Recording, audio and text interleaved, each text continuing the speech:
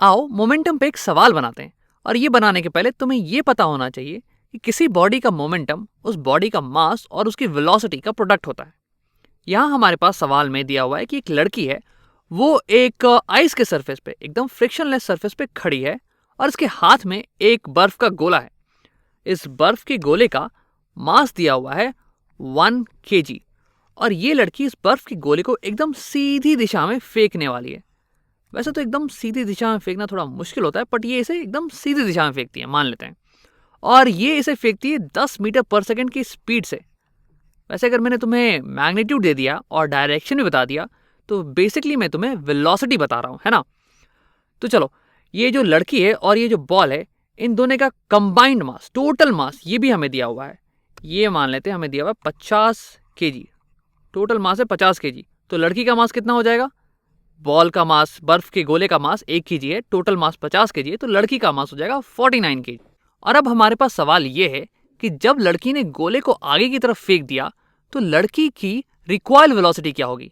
दोनों स्टार्टिंग में पहले स्टेशनरी थे, लेकिन फेंकने के बाद लड़की की वेलोसिटी क्या होगी? अब ये तुम सोच रहे हो कि रिकॉइल वेलोसिटी क्या होती है। तो देखो, तुम कभी मेले में गए होगे और वहां तुमने गुब्बारे वाले को देखा होगा, जहां पे तुम्हारे पास एक टॉय गन होता है जिससे तुम्हें गुब्बारों पे निशाना लगाना होता है।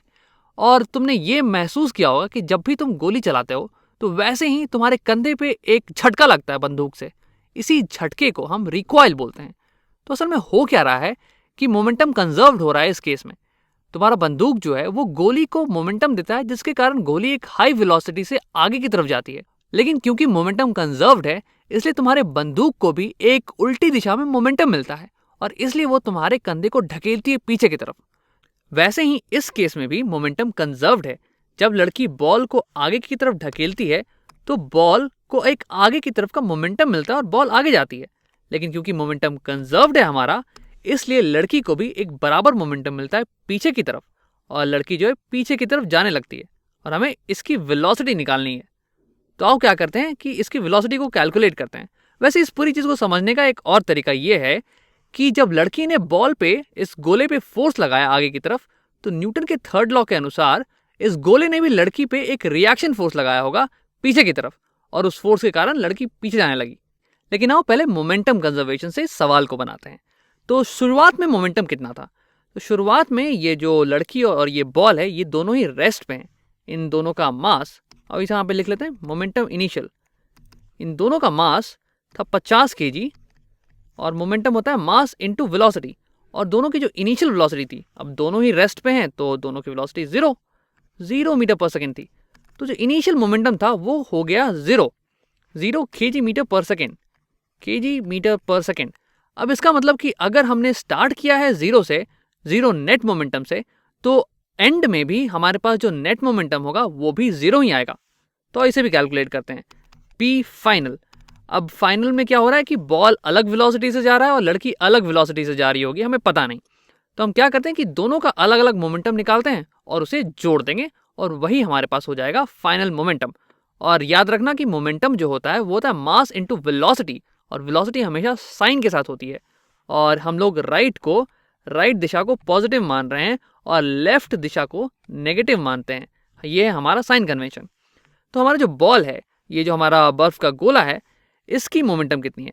इसकी मोमेंटम है मास हो गया इसका 1 kg और इसकी वेलोसिटी है 10 मीटर पर सेकेंड प्लस 10 मीटर पर सेकेंड, क्योंकि ये राइट दिशा में जा रहा है। ठीक है, तो ये हो गया इसका मोमेंटम। और इसमें हमें ऐड करना है लड़की का मोमेंटम। तो लड़की का मास कितना हो जाएगा? 50 kg तो टोटल मास था और 1 kg मास था इस बर्फ के गोले का। सो 50 माइनस 1 इज 49 kgs। और इसकी जो वेलोसिटी है वो तो हमें पता नहीं, वो तो हमें निकालनी है।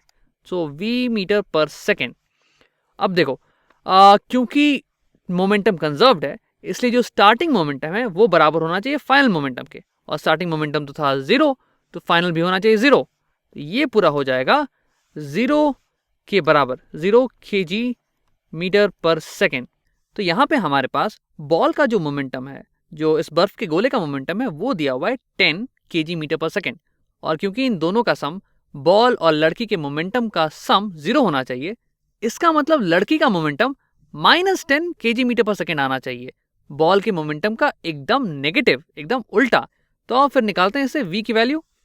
हमारे पास है 49v kg/s is equal to, और दोनों साइड अगर मैं -10 ऐड कर दूंगा तो यहाँ से ये कट जाएगा और यहाँ पे आ जाएगा -10, और ये हो जाएगा -10 kg/s। और फिर अगर मैं दोनों साइड 49 से डिवाइड कर दूं तो मेरे पास फाइनली v की वैल्यू निकल के आ जाएगी। और ये होगा, अगर मैं कैलकुलेटर का इस्तेमाल करूं तो मेरे पास डायरेक्टली v की वैल्यू आती है 0.204 मीटर/सेकेंड। इस वेलोसिटी से ये जो लड़की है ये पीछे की दिशा में, पीछे के डायरेक्शन में चली जाएगी, खिसकते चली जाएगी। तो देखो यहाँ पे लड़की ने बॉल को, इस बर्फ के गोले को 10 मीटर/सेकेंड की रफ्तार से आगे फेंका, लेकिन जो लड़की की वेलोसिटी है वो अराउंड 20 सेंटीमीटर है। 20 सेंटीमीटर/सेकेंड की रफ्तार है, बहुत छोटी सी रफ्तार है, लेकिन हाँ इसकी रफ्तार है पीछे की तरफ। और सबसे अनोखी बात इस कॉन्सेप्ट की ये है कि इसी कॉन्सेप्ट का इस्तेमाल करके इंसान चांद पे पहुंचा था। इसी कॉन्सेप्ट के बेसिस पे रॉकेट्स काम करते हैं। रॉकेट्स जो हैं एक हल्की गैस को बहुत ही हाई वेलोसिटी से नीचे की तरफ फेंकते हैं, और क्योंकि मोमेंटम कंजर्व्ड होता है इसलिए रॉकेट्स को उतना ही मोमेंटम उल्टी दिशा में, यानी कि ऊपर की दिशा में मिलता है, और इसी की मदद से रॉकेट्स ऊपर धरती के एटमॉस्फेयर के बाहर चले जाते हैं।